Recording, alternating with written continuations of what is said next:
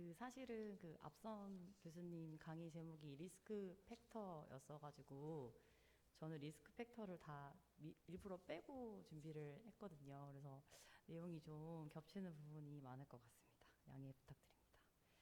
우선 앞서 보셨던 그림이고요. 이제 현동호 교수님이 되게 굉장히 훌륭한 리뷰 아티클을 게재해 주셔서 공부를 많이 했는데, 사실 여기에 보이는 이런 컴플리케이션들은 트랜스 아터리알 트리트먼트에서 보일 수 있는 많은 그런 컴플리케이션이 되겠습니다. 그래서 풀모너리 엠볼, 심주영 교수님도 정말 좋은 코멘트를 해주셨는데, 전체적인 트랜스 아터리얼 트리트먼트에서는 풀모너리 엠볼리즘이나 뭐 시스테믹 엠볼리즘이나 이런 게 훨씬 많이 발생을 하고, 뭐 다이섹션, 럽처 이런 것들도 많이 발생을 하는데, 이제 그런 거는 태어에서는 좀 적게 아무래도 보고가 되어 있는 것 같습니다. 태어 관련해서 저도 이제 비슷한 순서로 준비를 했는데요. 이제 레디오 엠볼리제이션 인듀스드 리버 디지즈 같은 경우는 바이로바하게 하이 도주를 줄 경우에 많이 발생한다고 돼 있고, 레디에이션 콜레시스타이티스 같은 경우는 확실히 시스틱 아터리 쪽으로 요거는 이제 뭐 똑같은데, 심주영 교수님 질문에서 저도 고민을 많이 해봤는데, 논문상에 보면은 이제 엠볼릭 머티리얼이 들어가서 그럴 수도 있고, 그다음에 Y19 파티클이 이제 바일덕트나 아터리를 막아서 그럴 수도 있고, 그 다음에 라디에이션이 바일덕트에 인저리를 줘서 그럴 수도 있다. 이렇게 되어 있는 것 같습니다. 라디에이션 뉴모나이티스, 그 다음에 게스트로인테스티널 인저리 같은 경우는 스토막이나 디오데넘을 서플라이하는 아터리에 Y90가 리플럭스 할 때 많이 발생한다고 되어 있고, 앞서 보여주었던 것처럼 큐테이너스 브랜치에 Y90가 리플럭스 하게 되면은 라디에이션 덜마타이티스가 발생할 수 있습니다. 아마 그래도 저희가 가장 많이 겪는 거는 포스트 레디오 엠볼리제이션 신드롬일 것입니다. 사실 이거는 컴플리케이션이라기보다는 엠볼로 세라피를 할 때 생기는 어떤 현상이다, 이렇게 많이 얘기를 하고 있고, 퍼티그나 노지아나 업도민 페인, 뭐 류코사이토시스 같은 것들이 초기 치료 수일제에 발생을 할 수 있습니다. 인시던스는 문헌에서는 꽤 높은 걸로 되어 있고, 한 연구에서도 112명 대상으로 했을 때 그레이드 1은 63% 정도에서 발생한다고 보고를 하고 있습니다. 특징은 이제 저희도 이 태어를 선택하는 가장 중요한 이유 중에 하나가 될 텐데, 이런 포스트 엠볼리제이션 신드롬이 다른 엠볼릭 세라피보다 훨씬 경미하게 나타나고 셀프 सब사이드 된다라는 것이 특징이고, 그래서 이제 노지아 보미팅에 대한 안티 에메틱스 정도를 사용하는 것들만 보고되어 있고, 뭐 스트롱걸한 아날제시스 같은 걸 사용하는 경우는 실제 임상에서도 많지 않으실 것으로 생각이 됩니다. 다음은 REILD입니다. Y19 마이크로스피어 때문에 생기는 리버 인저리라고 하는데, 보면 라디에이션이 이제 헤파틱 파렌카임에 어떤 익스포저 되면서 이런 파렌카이말 인저리를 일으키는 것이 마이크로스코픽 파티클의 엠볼릭 이펙트보다는 좀 더 이 REILD에는 이게 더 많이 작용을 한다, 패소피지올로지로서 좀 중요하다라고 얘기를 하고 있고, 특징적으로 존디스랑 아사이티스가 주로는 4에서 8주 정도, 치료 직후가 아니라 이후에 발생을 하지만 REILD라고 하려면 빌리아리 옵스트럭션이나 튜머 프로그레션과 같은 것은 나타나지 않아야 됩니다. 즉 영상학적 소견에서는 큰 변화가 없다는 것이 특징이 되겠습니다. 오버롤 인시던스는 200명을 초과하는 연구들을 봤을 때는 5.4% 정도로 매우 낮게 보고가 돼 있고, LFT가 좀 이상이 있는 정도에서 또 시비언 리버 페일료가 있는 것까지 차이가 좀 있습니다. 저희도 강의 준비할 때 처음에 이제 교수님들께서 말씀해 주셨는데, 김효철 교수님이 지적해 주셨는데, 이제 RIRD랑 REILD랑 구분을 해서 사용해야 된다고 하셨고, RIRD는 일반적인 EBRT를 할 때 생기는 것인데, 익테릭하지 않게 아사이티스나 헤파토메갈리가 생기고 ALP가 많이 증가된다라고 하는데, 사실 저는 뭐 존디스 생기는 경우도 경험한 적은 있어서 꼭 이런 것 같지는 않고요. 그다음에 컨바인드 모달리티 인듀스드 리버 디지즈라는 CMIRD도 있습니다. EBRT랑 케모를 같이 할 때이고, 이때는 이제 RILD는 ALP가 많이 올라가는데 CMIRD는 AST가 주로 많이 상승하는 그런 좀 차이점을 보이고 있습니다. REILD든 RILD든 뭐 CMILD든 기본적으로는 이런 사이누사이달 컨제스천이 주요 패소피지올로지라고 하고요. 스로모시스도 생기고 헤파틱 셀룰라 인저리, 네크로시스도 발생하고, 또 일부에서는 인티마한 파이브로시스까지도 진행이 된다고 합니다. 역시 현동호 교수님의 리뷰 아티클에 있는 케이스를 가져왔는데, 제가 REILD 케이스를 찾으려고 해도 튜머가 커져서 생기는 케이스 말고는 저는 몇십 개를 뒤져봤는데 찾지를 못해서 일단 이 케이스를 우선 가지고 왔습니다. 73세 남성이고 6.4cm 싱글 HCC가 있었는데요. 좀 400 기가베큐럴의 Y90를 라이트 헤파틱 아터리랑 미들 헤파틱 아터리에 주었고 콜레터럴이 보여서 미리 이렇게 코일로 막고 태어를 진행을 하였습니다. 이분은 포스트 태어 3개월째 시행한 영상을 보면은 튜머는 네크로시스 된 것처럼 보이고 그다음에 약간의 로우 에코제닉 리전, 로우 시그널 리전이 보이긴 하는데 그 외에는 영상학적으로 아무 변화가 없는데도 빌리루빈이 27.3까지 증가가 돼서 REILD 환자라고 할 수 있겠습니다. 그리고 사실 논문을 찾아보니까 HCC 말고 다른 메타스타틱 캔서에서 태어를 시행하는 경우가 굉장히 많았는데요. 이거는 42세 여성이고 메타스타틱 브레스트 캔서였습니다. 그래서 주로 세그먼트 4번하고 레프트 레터럴에 이런 메타스틱 리전들이 있어서 시행을 하였는데 이분 같은 경우는 보면 전체적으로 헤파토메갈리도 생기고 굉장히 파렌카임의 헤테로지너스하면서 아사이티스도 생기는 포털 하이퍼텐션의 증상들을 보여주고 있고요. 콜론 캔서 리버 메타스타시스 환자분도 이제 레프트 로브에 이런 메타스타틱 리전이 있어서 태어를 시행을 했는데 몇 개월 후에 리버가 이렇게 시링키즈 되고 설페이스 노듈라리티가 생기면서 아사이티스가 생기는 현상도 발생을 했습니다. 사실은 이거는 뭐 REILD가 더 심해서 그런 건지 아니면 포털 하이퍼텐션의 어떤 증상을 보이고 있는 것인데 이런 경우는 굉장히 이제 드물게 발생한다라고 보고는 되어 있습니다. HCC 환자에서 태어를 시행한 케이스에 대한 메타 어널라이시스가 있는데요. 보시면 역시 REILD의 빈도는 많아봤자 11% 정도로 낮게 보고가 되고 있고 하지만 그 빈도가 존재하기 때문에 치료를 시행하고 한 달 뒤에는 리버 펑션 테스트를 꼭 시행을 해야 된다. 바로 직후에도 좋지만 한 달 뒤에 반드시 체크를 해야 되는데 모든 교수님들이 아마 하고 계실 것이라고 생각을 합니다. 그래서 리스크 팩터에 관한 연구를 혹시나 해서 한 가지를 넣었는데 보시면 이제 이 연구는 HCC 환자랑 논 HCC 환자를 비교한 연구가 되겠습니다. 그래서 HCC 환자가 물론 프리 트리트먼트의 민 토탈 빌리루빈 레벨이 약간 더 높기는 한데요. 보시면 당연히 이제 REILD에서 빌리루빈이 증가되는 이게 결국 REILD를 의미하는 가장 중요한 지표가 되겠는데 HCC 환자들이 논 HCC 환자보다 발생 빈도가 높았고 그레이드 1, 2는 한 40에서 40 빌리루빈 레벨이 4.3에서 5.5mg/dL 정도로 증가되는 경우도 있었다라고 보고를 하고 있습니다. 또 시로시스랑 노은 시로시스 환자들을 비교했을 때도 시로시스 환자들이 REILD 발생 비율이 좀 더 높은 것을 알 수 있고 전체 리버에 시행을 한 경우 그다음에 이전에 케모세라피를 시행했던 경우에서 좀 더 발생 빈도가 높다고 되어 있지만 환자 수가 좀 적어서 이런 리스크 팩터가 가능하겠다. 그래서 간 기능이 당연히 떨어져 있는 사람, 그다음에 간암인 사람, 그리고 이전 치료력이 있는 사람들에게서는 REILD 발생 빈도가 좀 더 높을 수 있다라는 점을 참고할 수 있을 것 같습니다. 치료는 어떻게 하느냐? 서포티브 트리트먼트로 헤파토톡식이나 네프로톡식 드러그를 사용하지 말아야 되겠고요. 사이누사이달 컨제스천을 기본으로 하는 질환이기 때문에 익스트라베스큘라 볼륨이 많이 증가하지 않도록 감소시키는 노력이 간 기능 회복에 중요하다고 합니다. 그래서 아사이티스나 이데마나 플로랄 에피전 동반되는 경우가 그래서 많겠고 다이어리틱스나 파라센테시스 같은 것을 이용해서 적극적으로 이제 익스트라바스큘라 볼륨을 줄여주려는 것이 회복에 도움이 된다고 합니다. 파르마콜로지컬 트리트먼트는 이제 되게 좀 재미가 없는데 UDC랑 콜티코스테로이드를 사용한 연구들이 몇 개 있고 리뷰 아티클에서는 이 데피브로타이드나 베바시주맙 이런 거를 얘기는 하고 있는데 얘기만 있고 실제 연구는 없어서 참고하기는 좀 어려울 것 같고 역시 간 기능이 많이 나빠지면 트랜스플란트까지 고려를 해야겠습니다.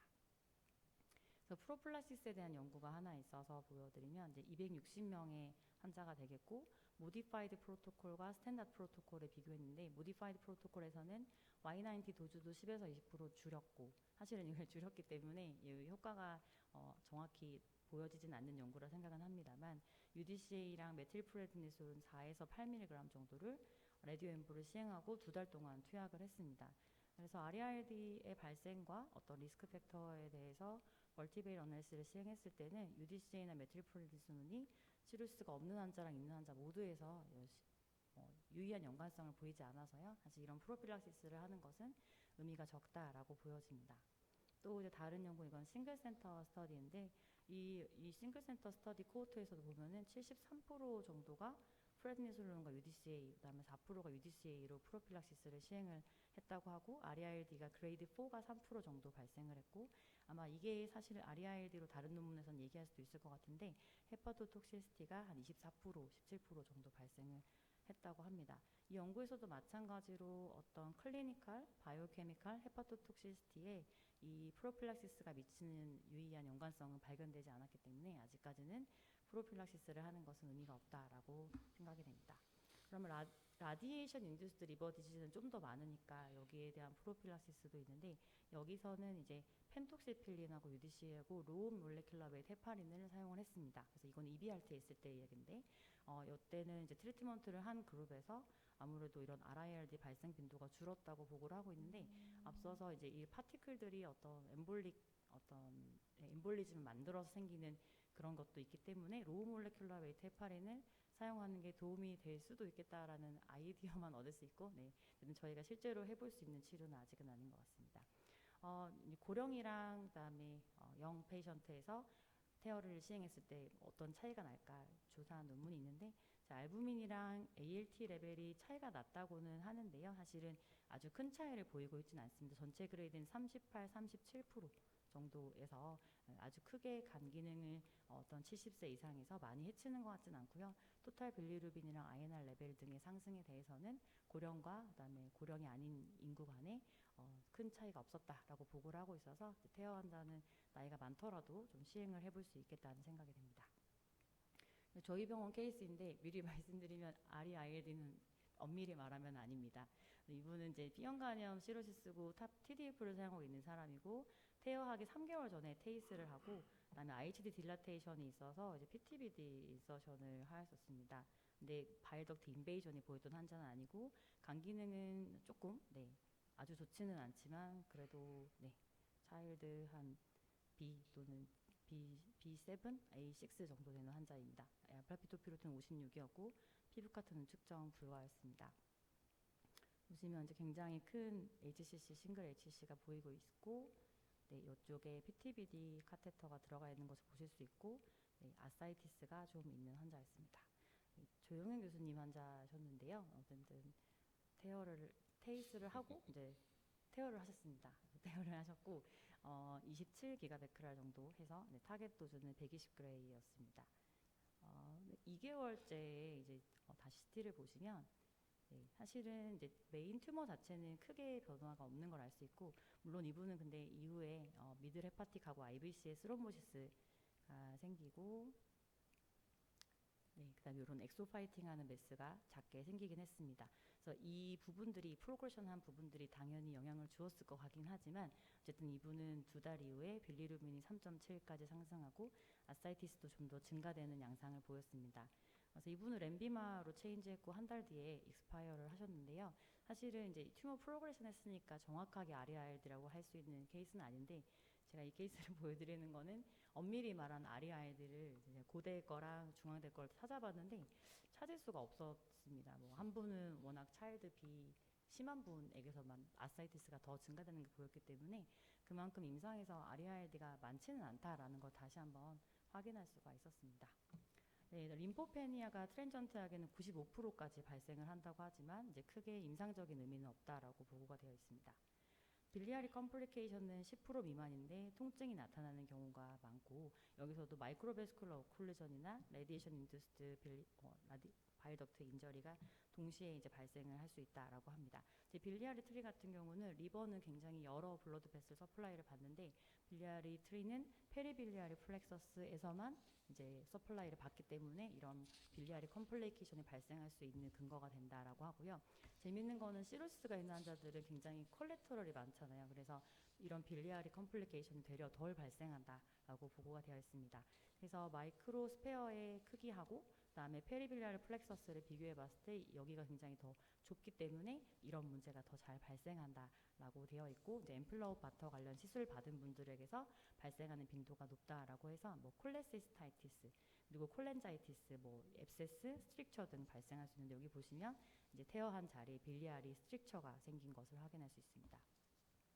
라디에이션 콜레시스타이티스는 앞에서 너무 잘 설명을 해주셨는데 이제 어쨌든 심하게 되면은 이제 서지컬 인터벤션을 해야 될 수도 있다고 하고요. 그다음에 콜레시스타이티스가 아니라 이런 콜렌자이티스 정도 발생한 경우에는 이제 피버랑 존디스랑 알류큐페인이 발생하겠는데 아마 ALP 감마지티도 상승을 할 것으로 생각이 되고 이때는 안티바이오틱 트리트먼트를 하면서 기다려 볼 수 있다라고 합니다.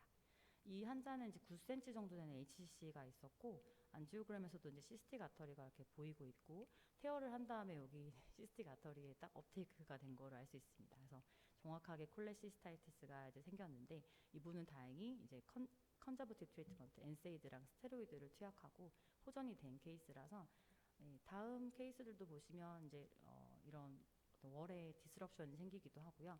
주변에 페리콜레시스틱 플루이드가 찬 경우에도 모두 다 이 케이스들은 수술을 하지 않고 저절로 이제 सब사이드가 된 케이스들이 많아서 수술이 필요한 경우는 많지 않다라는 것도 생각해 볼 수 있는데 어쨌든 병리를 보면 어쨌든 바일덕트에 이렇게 마이크로스페어가 들어가 있으면서 헤모리지가 동반되고 인플라메이션이 있는 소견들이 관찰된다고 합니다. 역시 심해지면 이제 이런 바일덕트를 잘못 건드리게 되면 네크로시스나 바일로마가 생길 수 있고 이 케이스에서도 보시면 요건 레탈 멜라노마의 메타스타틱 리전인데요. 이제 이 부분 같은 경우는 드레이니지를 넣어서 이 바이올로마를 뺐던 치료를 한 분도 있고 어떤 분은 이렇게 앱세스가 생기는 경우도 발생을 하였다고 합니다. 케이스를 하나만 짧게 보여드리면 이분도 싱글 HCC인데 S5의 바일덕트 인베이전이 의심되고 내부에 헤모리지를 동반한 환자였고 간 기능은 괜찮은 분이셨습니다. 그래서 뭐 태어를 잘 했는데 하고 나서 이분은 튜머 내부에 앱세스가 생겨가지고 이렇게 에어를 포메이션 하면서 앱세스가 생겨서 근데 이분도 PCD나 이런 인서션을 하지 않고 7일 정도 힙타조를 투약한 후에 호전이 되었던 분입니다. 하지만 이제 2개월째 튜머가 프로그레션 하면서 이분도 결국 돌아가시기는 하셨습니다. 그래서 이 경우에는 제가 이제 조금 궁금했던 게 너무 라디에이션 도주가 좀 많지 않았던 것 같은데 이런 앱세스 포메이션이 된 경우에 대해서는 리스크가 어떤 게 있었을까 좀 간 기능도 괜찮았던 분이라서 좀 궁금한 환자이긴 합니다. 뉴모나이티스도 앞에서 너무 잘 설명을 해주셨고 보고된 한 가지 케이스만 말씀드리면은 이 환자 같은 경우에는 렁션트 괜찮았고 렁에 준 그 Y90 양도 31그레이로 50그레이를 초과하지 않았었습니다. 근데 3주 뒤에 디스니아랑 체스트 타이트니스가 있었고 PFT에 보니까 리스트릭티브 패턴 보이고 있었고 발까지 했는데 림포사이토시스랑 에오시노필리아를 보이고 있었다고 합니다. 그래서 4주 동안 프레드니솔은 40ml 꽤 많은 양을 사용을 했는데 더 숨이 차고 그래서 뭐 열도 나고 그래서 다시 한번 CT를 찍어보니까 굉장히 더 프로그레션 모습을 보여서 바이옵시까지 했고 이제 올거나이징 뉴모니아가 있었는데 마이크로스피어가 막고 있는 모습은 보이지 않았다고 합니다. 이분은 3일 동안 IV 메틸 프레드니솔론을 500ml 2번 이렇게 다량을 주고 나서 호전이 되어서 완전히 나중에는 정상으로 돌아온 환자 케이스를 보았습니다. 게스트로인테스널 얼서 같은 경우에는 가스트릭 엑시드 서프레시브 에이전트 뭐 PPI도 될 수 있고 뭐 테보프라산도 될 수 있을 것 같은데 이런 걸 사용하는 게 예방하는 데 일부 도움은 된다라고 하고 있고 필요하다면 카테터를 넣을 수 있겠는데요. 요거는 이제 고대에서 보고해 주셨던 케이스인데 이렇게 얼서가 너무 심해서 나중에는 수술을 하는 케이스고 이제 이런 라디션에 의한 가스트로인테스널 얼서는 메디컬 트리트먼트에 반응을 잘 안 하기 때문에 수술을 했고 그러면 마이크로스피어가 굉장히 많이 박혀 있는 거는 볼 수가 있습니다. 한 13년 전 환자였던 것 같습니다. 2011년에 하신 분이더라고요. 라디에이션 덜마타이티스도 앞서서 더 좋은 그림 보여주셨고 팔스프 마터리에 되면 이렇게 생길 수 있고 그래도 작은 베슬이라서 좋아질 수 있다라고 합니다. 근데 아까 콤빔 CT 보니까 팔스프 마터리가 잘 보여서 할 때 보면서 하면 예방을 할 수 있지 않을까. 제 인터벤션은 하진 않지만 잘 보이니까 거기를 막거나 피해서 할 수 있지 않을까 생각이 됩니다. 이제 제 강의를 정리하면 어쨌든 그런 태어의 오늘은 굉장히 안 좋은 케이스들만 보여드렸지만 역시 발생률이 높지 않기 때문에 태어가 안전한 시술이라는 생각을 다시 한번 할 수가 있었고 이제 아나토미를 잘 파악하는 것이 굉장히 중요하겠고 그다음에 어느 정도 치료를 할 건지 잘 결정을 하고 환자 증상을 잘 관찰하는데 이제 한두 달 뒤에 나타나니까 지속적으로 잘 관찰을 해야 되겠다라는 것을 말씀드리고 싶습니다. 이상입니다. 혹시 강의에 대해서 저 코멘트나 질문이 있으면. 잘 몰라서 질문하는데 레디에이션 유머나이티스는 스테로이드 써서 확 좋아졌다고 그랬잖아요. 아까 펄스 그냥 유주얼 도즈가 아니라 펄스를 친 것 같은데. 근데 다른 그러면 리버 인저리나 더마타이티스 이때는 치료를 어떻게 하나요? 그냥 웨이덴시인가요? 그러니까 기전이 뭔가 달라서 스테로이드에 반응을 한 거고 다른 거는 반응을 안 하는 건지. 우리도 니피오돌 유머나이티스 있으면 저게 스테로이드 쓰는데 그러면은 뭐 예를 들어 오토이뮨 헤파타이티스 스테로이드 쓰잖아요. 그러면은 이 RAIRD 죄송합니다. 저는 굉장히 생경스러운 단어여서 그런 문헌은 없었나요? 혹시 공부하시면서? 네, 뭐 스테로이드를 아까 프로필락시스로 사용한 연구들은 네, 보이고 있었는데요. 근데 이 병리를 봤을 때 어쨌든 사이누사이달 컨제스천이 리버는 생긴다는 점이 뉴모나이티스랑은 좀 다를 수 있어서 스테로이드가 치료의 근간이 되기는 좀 어렵다는 생각이 들고 결국에는 저도 잘 모르겠습니다. 네. 근데 이제 스테로이드는 UDCA랑 같이 프로필락틱하게 사용한 연구들은 두세 건 정도 보고가 되고 있습니다. 신지현 선생님 얘기하신 거 비슷한 맥락의 질문인데 제가 알고 있는 상식에서는 레디에이션 인듀스드 인조리는 오간 인조리는 기본 패소피지올로지가 베스큘라이티스로 알고 있거든요. 어느 장기나 혈관이 블러러블해져서 혈관 뭐 그것 때문에 이스케미아가 생기든지 그 베스큘라이티스가 기본이 돼갖고 그 오간이 망가진다고 돼 있었는데 이게 조금 좀 헷갈려서 이게 레디에이션 때문에 베스큘라이티스가 온 건지 아니면 레디에이션이 오간을 직접 망가뜨린 건지. 근데 제 생각에는 파렌카임 자체를 네, 라디에이션 때문에 파렌카임 이제 네, 자체가 네, 헤파토사이트 자체가 인저리를 받는 부분이 분명히 있다라는 생각은 듭니다. 네, 좋은 강의 감사드립니다. RAILD에서 컨제션이 오는 거는 우리가 사이너소이달 obstructive 신드롬, 우리가 하이도즈 주로 이제 그거죠. 보메로 트랜스플란테이션 할 때 레지멘 할 때 오는 그와 같은 현상인데 말씀하신 대로 그 베슬 인저리가 맞습니다. 베슬 인저리가 있기 때문에 사이너소이달 obstruction처럼 보이는 거고요. 스테로이드 사용에 대해서 스테로이드를 사용해 볼 수 있다고 저는 생각을 합니다. kg당 1에서 2 정도를 사용해 볼 수 있다고 생각을 하는데 사실 그게 어떤 교과서적인 치료는 아직은 아닙니다. 그렇지만 RAILD 자체는 대개는 리커버리를 하거든요. 리커버리를 하기 때문에 우리가 스테로이드를 안 쓰고 보통은 업저베이션을 하는 경우가 많고요. 그렇지만 이 레디에이션 뉴머나이티스는 되게 페이탈하기 때문에 대개는 페이탈합니다. 대개는 페이탈하기 때문에 의심되는 순간 바로 스테로이드 쓰는 게 굉장히 중요하다라고 생각을 합니다. 네. 그리고 또 하나 이건 뭐 제가 드릴 말씀인지 아닌지 잘 모르겠습니다만은 그 75세 남자 환자 RAILD가 생기고 렘바티닙을 썼던 환자는 사실은 사실 렘바티닙 인디케이션도 아닌 것 같고 이 이트리움 90 인디케이션 아닌 것 같은데 굉장히 어그레시브하게 치료하신 것 같아서 뭐 일종의 존경심을 가지고 지켜봤습니다. 네, 감사합니다. 제 환자는 아니었는데, 근데 저도 리뷰를 해보니까 그 태어가 특히 선별급여가 되기 전에는 BCLC 아니 그 차일드표 B인데도 태어 하신 케이스들이 좀 네. 네, 맞습니다. 시간이 좀 지나서 이동하겠습니다. 네. 첫 번째 세션의 마지막 강의해 주실 분은 서울의대 영상의학과 김효철 교수님이시고요. 잘 아시는 것처럼 한국에서 태어 경험이 가장 많은 교수님이십니다. 오늘 주제는 퓨처 디렉션에 대해서 말씀해 주시겠습니다. 부탁드립니다. 네, 소개 감사합니다. 이제 테크놀로지와 프로토콜의 발전 방향에 대해서 아마 강의해 달라고 하시는 것 같은데요. 사실 정답이 없는 분야입니다. 이제 컴플리케이션이 생기는 원인을 크게 두 가지로 나눠볼 수 있는데요. 역시 이제 아나토미를 잘 몰라서 만들었거나 또는 혈관이 가늘면 잘 안 보이거든요. 그래서 어쩔 수 없이 만들게 되는 그런 non targeted 트리트먼트가 생길 텐데요. 이제 콘빔 CT를 루틴으로 사용하면 이런 현상을 많이 줄일 수 있고, 콘빔 CT는 이제 거의 20년이 다 되어 가고요, 우리나라에서. 그래서 아마 웬만한 병원은 아마 최소 10년 전부터 TAC를 할 때 콘빔 CT를 다 루틴으로 쓰고 있습니다. 그래서 콘빔 CT에 이제 익숙하기 때문에 이런 넌 타겟에 의한 컴플리케이션은 최근에나마 많이 줄었을 걸로 생각을 합니다. 이 세그먼트 2번에 이렇게 좀 아래쪽으로 블록 튀어나와 있는 종양이고, 엔지오를 해보면 튜머 베스큘러티가 별로 높지 않아서 여기가 튜머인데 잘 안 보이죠.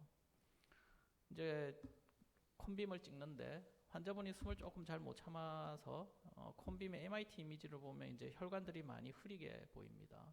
아나토미도 잘 안 보이고. 근데 이제 요 정도의 콘빔 이미지를 보면 이제 저희는 퀄리티가 너무 안 좋으니까 다시 찍어야 되겠다, 이렇게 생각을 하는데, 미국 사람들한테 요 정도 보여주면 아주 하이 퀄리티 콘빔이라고 다들 감탄을 합니다. 그래서 미국은 이렇게 TAC를 할 때 미다졸람을 주고 반쯤 재워놓고 TAC를 하니까 환자가 숨을 못 참거든요. 우리나라는 환자분이 잘 참기 때문에 고함 몇 번 지르고 숨 잘 참으세요! 막 이런 다음에 한 번 더 콘빔을 얻으면 이렇게 튜머도 잘 보이고, 여기 이제 라이트 게스트릭 아트리가 서플라이하는 스토막도 보입니다. 그래서 콘빔을 잘 얻으면 이 라이트 게스트릭 아트리가 헤파틱 아트리 프락시멀에서 나오는 게 잘 보이니까 요거를 미리 코일로 막고 나서, 그러고 NGO를 다시 하면 이제 튜머도 좀 더 잘 보이고, 요 혈관을 치료했을 때 설사 마이크로스피어가 리플럭스를 하더라도 스토막 얼서가 생기지 않겠죠. 그래서 콘빔을 열심히 잘 찍는 게 중요하고, 혹시 본인께서 근무하는 병원에서 이 정도 하이 퀄리티의 콘빔이 잘 안 본 적이 없는 것 같다 그러시면, 그 이제 방사선사를 서울대병원에 좀 보내주시면, 요거 제가 만드는 게 아니고 저희 방사선사가 만드는 사진이거든요. 그래서 방사선사가 저희 혈관조영실에 새로 오는 방사선사도 한 2-3일 지나면은 요 정도 퀄리티의 콘빔을 만듭니다. 그래서 방사선사를 보내주시면 저 정도 퀄리티의 콘빔을 만들어 드릴 수 있습니다. 그리고 또 컴플리케이션이 이제 너무 많이 줘서 문제가 생기는 건데, 이제 비나인 빌리아리 스트릭처 제가 많이 만들어 봤는데요. 이거 얘기하면 미국 사람들은 그렇게 많이 해도 이런 거 만들어 본 적이 없답니다. 그래서 제가 JVIR에 논문도 썼는데, 그 리뷰어가 자기 세상에 이런 거 본 적 없는데 너 도대체 어떻게 만들었냐, 뭐 그러기도 하는데, 어쨌든 이런 빌리아리 쪽 컴플리케이션은 정말 하이 도즈를 썼을 때 만들어지는 거고, 미국에서는 거의 없는 것 같습니다. REILD나 레디에이션 뉴모나이티스는 이거는 상대적으로 많이 쓴 거고요. 이는 이제 가이드라인을 지켜서 하면 상당히 많이 줄일 수 있습니다. 어쨌든 너무 많이 주지 않아야 되는데, 그러려면 도지메트리를 적절히 잘 써야 되고 적절한 도즈를 줘야 되는데, 여기서 이제 적절한 도즈가 정해져 있지가 않은 거죠. 여기서 얼마나 줘야 이게 적절하냐, 그게 상황마다 사람마다 다 다르기 때문에 항상 어려운 것 같고, 도지메트리를 잘 하기 위해서는 이제 심플리스티라는 프로그램을 사용을 하고 있습니다. 여기 이제 올해 들어왔고요. 이제 나중에 다시 이제 말씀드리겠습니다. 그러면 이제 도지메트리가 참 중요한데, 이 사라 트라이얼 실패했죠. 이때 논문을 보면 바디 서피스 에어리어 모델을 썼다라고 합니다. 이거는 주는 레디에이션 양이 튜머 버든에 전혀 상관없고 환자의 바디 서피스에 비례해서 그냥 주는 거죠. 튜머가 1cm든 10cm든 환자의 몸 크기에 비례해서 주는 말도 안 되는 도지메트리인데, 이런 도지메트리를 썼으니 당연히 네거티브 리절트가 나올 수밖에 없습니다. 서베닙 스터디도 실패했는데요. 바디 서피스 에어리어 모델을 쓰거나 파티션 모델을 썼다라고 되어져 있는데, 이제 파티션 모델을 쓰면 이게 이제 정답입니다. 이게 우리가 지금 현재 쓰는 게 파티션 모델인데, 당연히 프로토콜 상에서 바디 서피스 모델과 요거 둘 중에 아무거나 쓰라 그러면 어느 걸 썼는지 논문을 뒤져봐도 이제 알 수가 없죠. 어쨌든 바디 서피스 에어리어 모델이 프로토콜에 있다는 것 자체가 문제입니다. 소나믹 스터디도 실패했는데 당연히 바디 서피스 에어리어 모델을 썼으니 실패를 할 수밖에 없는 거죠. 스탑 HCC 트라이얼 서울대병원에서 아주 인로를 많이 했고 기대가 아주 컸는데요. 이렇게 프로토콜은 퍼블리시 했지만 파이널 아웃컴은 이제 퍼블리시 안 한다고 합니다. 이게 이제 파티션 모델을 안 쓰고 싱글 컴파트먼트 모델을 쓰고 타겟 도즈를 120그레이로 했거든요. 당연히 이제 네거티브 리절트가 나올 수밖에 없고 파이널 논문은 안 나올 거고요. 서울대병원이 한 60명 정도 인로를 했는데 서울대병원 서브그룹은 파지티브 리절트라고 얘기를 살짝 들었는데요. 제 생각에는 그 이유가 제가 아주 교묘하게 프로토콜을 어겨서 그러지 않나 생각하고 있습니다. 이제 현재 인로하고 있는 AHCC 스트라툼 스터디가 있는데요. 여기에 바디 서피스 에어리어 모델을 쓰거나 파티션 모델을 써라 이렇게 프로토콜은 되어 있는데 아마 얘기 들은 바로는 대부분의 참여 병원이 파티션 모델을 쓰고 있다라고 합니다. 그런데 여기서 조건이 이제 튜머 도저가 150 이상 그리고 노멀 리버가 40 이하라고 하는데 이 노멀 리버 40 때문에 많이 줄 수가 없습니다. 이렇게 튜머 도즈를 많이 줘야만 효과가 좋은데 그걸 많이 주려고 하다 보면 노멀 리버 도저가 40 이상 올라갈 수밖에 없거든요. 그래서 그 스터디 팀에 제가 강력하게 항의를 해서 레이디에이션 세그멘텍토미, 레이디에이션 메이저 헤파텍토미 같은 걸 할 때는 요거 좀 안 지키면 안 되겠냐 그렇게 해서 프로토콜이 이제 리비전이 돼서 요거 싹 무시하고 제 맘대로 이제 많이 줄 수 있게 됐습니다. 이제 다시 이제 심플리시티 프로그램이 있는데요. 이때까지 저희가 사용하던 프로그램들은 이게 Y9E를 위해서 나온 프로그램들이 아니고 그냥 리버 볼륨 재고, 튜머 볼륨 재고 막 하던 게 그냥 볼륨 재기 위해서 이게 외과 선생님도 이제 수술하기 전에 볼륨 많이 재거든요. 그런 용도 내지 어쨌든 다른 용도로 나온 프로그램들이고요. 핵의학과에서 사용하던 것도 핵의학 치료나 방사선 종양학과에서 사용하던 프로그램도 다 익스터널 RT용으로 나온 프로그램들입니다. 그런 걸 이용해서 이때까지 치료를 했는데 이제 올해부터는 이제 라디오 엠볼리제이션을 위한 프로그램이 이제 한국에 나왔고요. 세계적으로는 한 3년 전부터 나온 것 같습니다. 올해 구입하면 1,000만 원 안쪽으로 구입할 수 있는데 내년부터는 2,400만 원입니다. 그래서 구입하실 거면 빨리 구입하셔야 될 것 같고요. 연간 유지비가 300만 원이고 현재 5개 병원에 들어와 있습니다. 그래서 이제 평소에 저희가 이제 도지메트리를 할 때 테라스피어나 회사에서 이제 이런 엑셀을 제공을 해줍니다. 그게 이제 싱글 컴파트먼트 모델, 머드라고도 하는데 사실 머드라고 부르면 약간 미스노머기는 합니다. 어쨌든 테라스피어를 쓸 때 회사가 권고하는 거는 트리티드 리버 볼륨만 계산을 하고 튜머 볼륨을 계산하지 않고 치료하는 리버 볼륨에 균등하게 마이크로스피어가 분포한다라고 계산을 해서 120그레이를 줘라. 여기 이제 회사의 권고안이죠.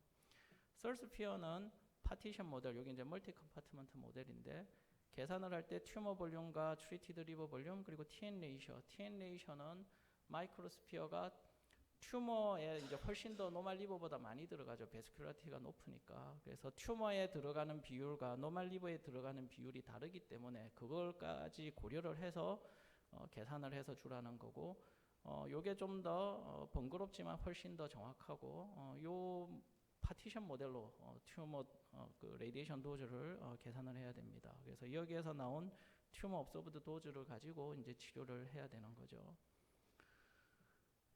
다시 이제 그 판독문이나 이런 거 볼 때 뭐 몇 GBQ를 줬다 이런 거는 이게 준 레디에이션의 양인 거죠. 튜머가 작으면 뭐 한 0.5 GBQ만 줄 거고 튜머가 크다 그러면 5 GBQ, 10 GBQ를 주게 됩니다. 근데 이제 튜머 입장에서 생각을 해보면 몇 GBQ를 줬냐라는 게 중요한 게 아니고 자기가 몇 그레이를 받았느냐라는 게 이제 중요한 겁니다. 그래서 튜머는 자기는 몇 그레이를 받았느냐. 익스터널 RT 같은 경우는 차트에 보면 뭐 50그레이 이렇게 막 되어져 있으니까 튜머 도즈가 50이다 이렇게 생각을 하시면 되는데 TARE를 했을 때 받은 튜머 도즈가 몇 그레이냐. 이게 똑같은 레디에이션 액티비티 뭐 3GBQ면 3GBQ를 주더라도 어떻게 계산을 했느냐에 따라서 값이 다르게 나옵니다. 그런데 대개의 강의나 논문에서 보면 어떻게 계산했는지 말은 없이 그냥 도즈가 얼마다 이렇게 얘기를 하고 막 서로 디스커션을 할 때도 서로 다른 얘기를 하고 있습니다. 똑같은 말을 하면서 자기는 싱글 컴파트먼트로 생각한 도즈를 얘기하고 다른 사람은 멀티 컴파트먼트로 계산한 도즈를 얘기해서 서로 헷갈리고 소통이 안 되면서 남편과 와이프가 서로 막 말 안 통한다고 막 궁시렁궁시렁 대듯이 요거 도즈 막 얘기만 나오면 서로 막 말도 안 된다고 네가 엉터리다 막 이러면서 얘기하고 있습니다. 어쨌든 싱글 컴파트먼트는 마이크로스피어가 치료 영역에 균등하게 분포한다. 튜머와 노멀 리버에 똑같이 균등하게 분포한다라고 계산을 하고 치료 영역에 평균 도즈가 얼마냐? 그래서 mean observed 도즈가 계산이 됩니다. 그래서 2기가베크렐을 주입을 했을 때 요 노란 부분을 치료를 했다. 그래서 싱글 컴파트먼트로 계산을 하면 mean observed 도즈가 120g인데 튜머 도즈가 120g입니다. 이제 이렇게 얘기를 하는 거죠. 멀티 컴파트먼트는 베스큘러리티에 비례해서 이제 분포를 하니까 튜머에는 훨씬 더 많이 파티클이 들어갔겠죠. 그걸 고려를 해서 즉 TN 레이셔를 고려를 해서 계산을 합니다. 물론 튜머 내부는 균등하게 분포한다. 그렇게 계산을 하게 되겠죠. 그래서 똑같이 EGBQ를 줬는데 계산을 해보면 튜머 옵서브드 도즈가 250g가 나오는 거죠. 똑같이 EGBQ를 줬는데 싱글 컴파트먼트로 계산하면 튜머 도즈가 120g이고 멀티 컴파트먼트 도시메트리로 하면 튜머 도즈가 250g 이렇게 됩니다. 그런데 이게 논문이나 강의나 이런 거 할 때 어떻게 계산했는지 말을 안 하고 적는 경우가 너무 많아서 서로 다 다른 얘기를 하고 있는 거죠. 제일 문제는 회사 공고안이 문제입니다. 이 회사가 이 공고안이 효과가 있거나 말거나 안전한 걸 공고를 하고 있어요. 그래서 아주 낮은 도즈를 공고를 하고 있는 거죠. 그래서 세라스피어는 튜머 도즈 120g를 줘라. 이제 이렇게 나오는 거죠. 그래서 싱글 컴파트먼트로 120g를 줘라. 스탑 HCC 트라이얼도 이제 120g 그걸 타겟으로 해서 하고 있고요. 썰스피어도 파티션 모델로 튜머 도즈 120이 공고 모델인 거죠. 그래서 이제 최근 20년 동안 계속 아주 로 도즈로 이제 회사 공고안이 그렇게 되어져 있는데, 근데 실제 써보면 이게 효과가 시큰둥하거든요. 그럼에도 불구하고 이게 오랫동안 계속 유지될 수 있었던 거는 제 생각에는 이 정도를 한 게 TAC보다 좀 더 나아서 심각한 컴플리케이션을 안 만들고 TAC보다는 조금 더 좋기 때문에 요랬던 것 같고요. 우리나라에서 이렇게 하면 우리나라 TAC 효과가 훨씬 더 좋기 때문에 이렇게 하면 TARE가 TAC보다 못하게 됩니다. 그래서 요런 도즈는 우리나라에서는 쓰면 안 되는 거죠. 그래서 이제 몇 년 전에 한 2, 3년 정도 된 것 같은데요. 퍼스널라이즈드 도지메트리를 해서 튜머 도즈가 205가 이상이면 좋다더라. 이렇게 이제 논문이 나오고 나서 그 다음부터 사람들이 퍼스널라이즈드 도지메트리 어쩌고 저쩌고 강의를 하는데 결국 파티션 도지메트리를 해라. 요 말이 되고 튜머 도즈는 205가 되도록 하라. 요게 이제 학회에서 많이 나오는 얘기입니다. 이제 이런 예를 들고 이제 라이트 로브가 1000cc이고 튜머가 이렇게 작은 거, 중간 크기 아주 큰 거. 그래서 타겟 튜머 도즈를 보통 한 400 정도는 돼야 좀 치료 효과가 있지. 이렇게 120, 200, 이 좀 약한 것 같습니다. 그래서 저 같은 경우 타겟 튜머 도즈 한 400은 돼야지. 이러면서 도즈 계산을 하는데 싱글 컴파트먼트로 하면 튜머가 크든 작든 8.4 GBQ를 줘라. 이렇게 나오는 거죠. 파티션 도지메트리로 돌리면 튜머가 커지면 커질수록 이제 많이 주라고 나옵니다. 즉 요거 하나만 봐도 싱글 컴파트먼트 도지메트리는 말도 안 되는 도지메트리고 파티션 모델을 써야만 한다는 걸 잘 알 수 있습니다. 만약에 실렉션을 점점 더 많이 할 경우 똑같은 튜머에서 세그멘탈에서 줄 거냐, 섭세그멘탈에서 줄 거냐, 섭섭세그멘탈에서 줄 거냐. 그래서 실렉션을 많이 하면 많이 할수록 조금만 줘도 되는 거죠. 그래서 실렉션을 많이 할수록 조금만 줘도 같은 튜머 도즈를 얻을 수 있으니까 효과도 좋고 안전하게 되겠고 싱글로 계산하나 파티션으로 계산하나 차이가 적습니다. 그래서 실렉션을 많이 하면 많이 할수록 싱글로 계산해도 된다 이거죠. 파티션으로 계산하려면 복잡해지는데 간단하게 싱글로 해도 된다는 거고요. 튜머 베스큘러리티가 높으면 높을수록 즉 TN 레이셔가 높으면 높을수록 조금 더 적게 줘도 됩니다. 당연하죠. TN 레이셔가 높으면 튜머에 쑥쑥 잘 들어가니까 그렇습니다. 그래서 이제 실제 환자 치료를 할 때 이렇게 아주 큰 튜머가 있는데 다행히 롱션트가 한 5%밖에 되지 않습니다. 그래서 사전 검사할 때 MAA를 헤파티가트리로 주고 이제 플라나 이미지도 없고 스펙트도 없는데 주로 플라나 이미지에서 롱션트 프랙션을 구하게 되고요. TN 레이셔를 플라나 이미지에서 구할 수는 있는데 상당히 부정확합니다. 그렇기 때문에 스펙트를 같이 얻어서 스펙트 상에서 튜머 안에 들어간 거 이렇게 계산할 수 있고 노멀 리브에 들어간 거 계산해서 TN 레이셔를 구하면 되고 이게 이제 정확한 거죠. 그래서 이런 작업을 예전에는 주로 이제 해거약과에서 쓰는 프로그램으로 이제 계산을 했는데 심플리시티가 들어오면서 인터벤션을 하는 영상의학과 의사가 직접 다 계산을 할 수 있게 되었습니다. 그래서 심플리시티 프로그램으로 스펙트 이미지와 치료 전 찍은 CT 이미지를 오버레이를 시킵니다. 뭐 레지스트레이션 한다 그러는데 그렇게 해서 TN 레이셔도 구하고 도지메트리도 싱글 컴파트먼트로도 한번 휙 돌려보고 멀티 컴파트먼트 파티션 모델로도 휙 돌려보고 타겟 튜머 도즈를 얼마로 할까 이렇게 좀 올려볼까 내려볼까 그렇게 조작을 막 하면서 몇 GBQ를 줄까 아주 간단하게 돌려볼 수가 있게 되었습니다. 그리고 치료한 다음 날 펫 CT를 찍게 되고 그 펫 CT를 가지고 이제 포스트 트리트먼트 도지메트리를 돌려볼 수 있습니다. 실제 들어간 치료가 어떻게 됐는지 한 번 더 돌려볼 수 있게 됐고요. 그래서 이 환자는 플랜할 때는 250그레이를 주는 걸로 플랜을 했었고요. 싱글 컴파트먼트로 그래 펫으로 다시 포스트 도지메트리를 파티션으로 돌려봤더니 281그레이가 됐습니다.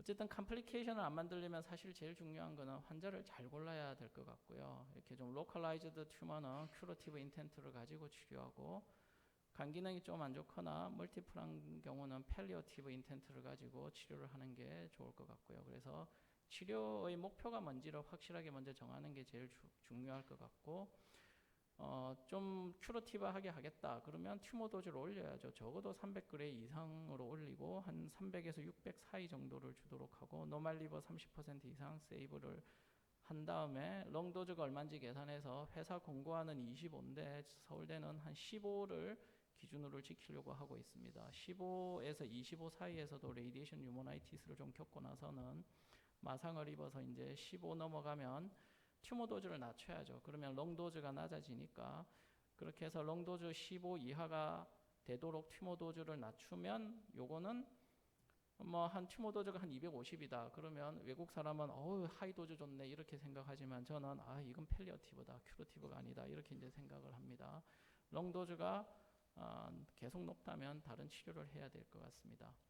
그래서 현재 데일리 이렇게 심플리시티를 가지고 싱글 컴파트먼트, 멀티 컴파트먼트 이렇게 복셀 베이스드 도시메트리 막 이리 돌려보고 저리 돌려보고 하다가 이제 타겟 튜머 도즈를 막 정하는데 상당히 범위가 넓습니다. 그래서 노듈라 할 때는 한 300에서 600 아주 와이드하게 그 중에서 이제 그날 기분에 따라서 정하게 되고요.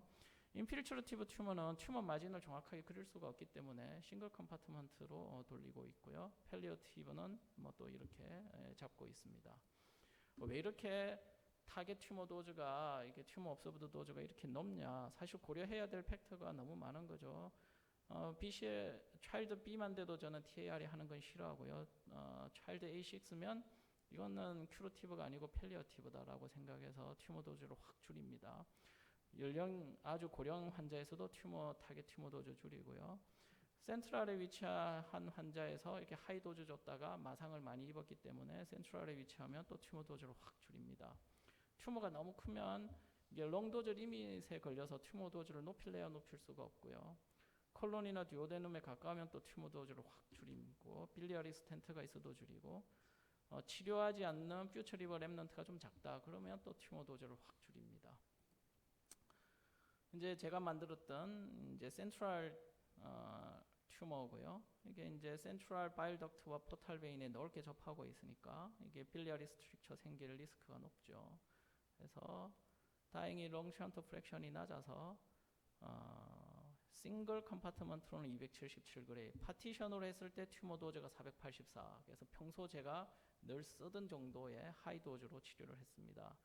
그랬더니 이제 3개월째 되니까 튜머와 바울 사이에 피스툴라도 생기고요. 4개월째 되니까 이제 바일덕트도 쭉쭉 늘어나서 PTBD도 시행하고 외과 선생님께서 혹시 수술 안 되냐 그랬더니 이거 HJ가 불가능하다. 환자분은 이제 팔럼 로스가 됐고요. 그래서 비나인 빌리아리 스트릭처도 만들고 튜머와 바울 피스툴라도 만들고 그래서 이런 환자가 다시 온다면은 첫 번째 수술을 권유를 하고요. 수술 안 된다고 하시면 한 튜머 도즈를 300 밑으로 한 요 정도로 줄 것 같습니다. 근데 이것도 이제 그날 기분에 따라서 달라지게 되겠습니다.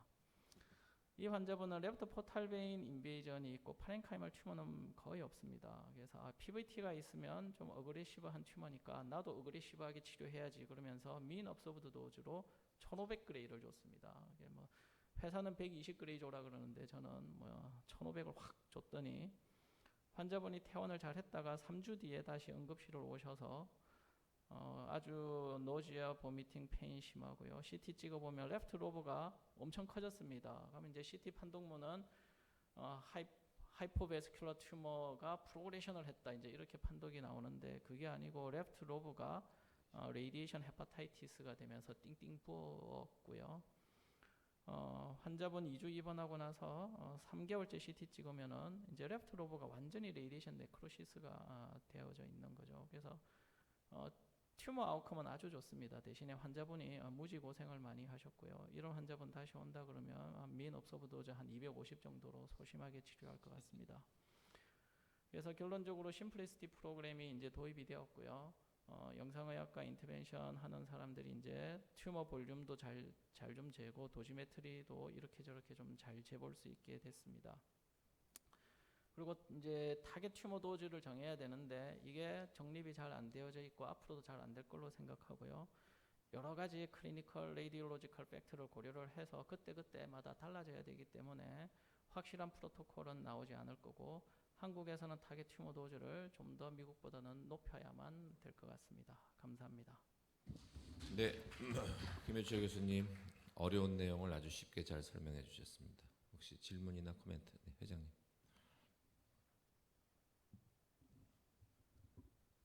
네, 김효철 교수 항상 김효철 교수님 강의를 들으면 너무 재밌어서 정말 시간 가는 줄 모르고 듣는데 항상 이렇게 좋은 강의해 주셔서 특히 이렇게 경험에서 우러난 좋은 강의해 주셔서 깊이 감사드립니다. 사실 아까 이현아 교수도 말했지만은 리버가 정상일 때 오히려 그 빌리어리 인저리가 많다는 걸 저도 항상 이렇게 느끼거든요. 그러니까 리버가 정상이고 튜머가 작으면은 욕심이 나지 않습니까? 욕심이 나서 저도 선생님 의견에 전적으로 합니다. 205그레이 모자라고 120은 말도 안 되는 거고 300에서 600 줘야 된다는 선생님 의견에 전적으로 동의를 하는데 그런 경우에 그러니까 아주 간 기능이 좋고 튜머를 우리가 에블러티브 도즈를 주고 싶다, 500 정도를 주고 싶다 할 때 빌리어리 컴플리케이션을 좀 막을 수 있는 그런 방법이 어떻게 테크니컬하게나 아니면 어떻게 프로필락시스나 이런 걸 통해서 혹시 할 수 있으신지요? 그런 거 없을 것 같고요. 튜머가 센트럴에 위치하면 그렇게 하이 도즈를 이제 주면 무조건 생기기 때문에 그냥 도즈를 낮춰서 이제 한 PR만 와도 감사하게 목표를 CR을 목표로 아니고 PR을 목표로 한 다음에 그 다음에 또 추가적으로 이제 세컨 TARE를 해볼 수도 있고요. 그리고 아니면 TAC를 추가적으로 더 해볼 수도 있고 아니면 센트럴에 있는데 이제 일부러 라이트 롭과 세그먼트 4번까지를 좀 넓게 치료를 해서 세그먼트 2, 3번을 막 열심히 키운 다음에 수술을 갈 수도 있고요. 그래서 여러 가지 다른 방법을 생각을 해봐야 될 것 같습니다. 수술은 좋은 방법이라고 생각합니다. 다른 로브를 키워서 수술하는 건 굉장히 좋은 방법인데 세컨드 TARE를 하신다는 건 무슨 뜻인지 이해가 그러니까 잘 되지 이제 않습니다. 센트럴에 위치하고 바일덕트에 막 다 있으니까 하이 도즈를 못 주니까요. 그러니까 뭐 한 로 도즈로 뭐 한 200그레이 정도만 주고요. 그리고 뭐 한 서너 달 있으면은 스테이블 디지즈 내지 파셜 리스판스 정도 보일 텐데 그럼 그때 또 한 200그레이 뭐 또 이렇게 한 번 또 더 줘보는 거죠. 그러니까 한꺼번에 400그레이, 500그레이 주면 바일덕트가 난리가 날 텐데 한 200그레이씩 한 두 번을 줘보면 바일덕트 크게 문제 안 생기고 종양을 좀 더 잘 치료해 볼 수 있지 않을까 생각합니다. 네, 이건 제가 그냥 얘기를 하는데 스탑 HC 연구를 사실 제 환자만 60몇 명, 전체 환자가 아마 한 200 몇십 명인데 제 환자만 60 몇 명을 인로를 하고 제가 정말 지난 제 교수 생활 중에서 가장 그 정열을 불태웠던 연구고 제가 퍼스트 호스로 발표되기로 되어 있던 연구인데 그게 이제 발표를 안 하기로 해서 전 너무너무 아쉬운 연구인데요. 정말 잘 됐으면 정말 좋은 저널에 나갈 수 있는 거였는데 그 연구에서 우리 병원이 61명인가 62명을 했는데 우리 병원에서는 김효철 교수님께서 너무너무 잘해주셔서 그 환자 포탈 벤 스럼보시스가 다 있던 환자들이었는데 롱텀 서바이벌들이 굉장히 많습니다. 아직도 10명 이상 서바이벌을 하고 있고 굉장히 좋은 우리 병원에서 서클 아나리시스 해보면 당연히 포지티브 데이터가 나오고 그 컨트롤 암은 소라페닙이었어요. 소라페닙하고 비교해선 비교도 안 되는 좋은 효과를 보였는데 다른 나라에서 별로 좋은 효과를 못 보였기 때문에 너무 로우 도즈 100이 정도를 줬기 120이 정도를 줬기 때문에 정말 너무나 제가 해안이 남는 연구라서 한번 언급을 했습니다.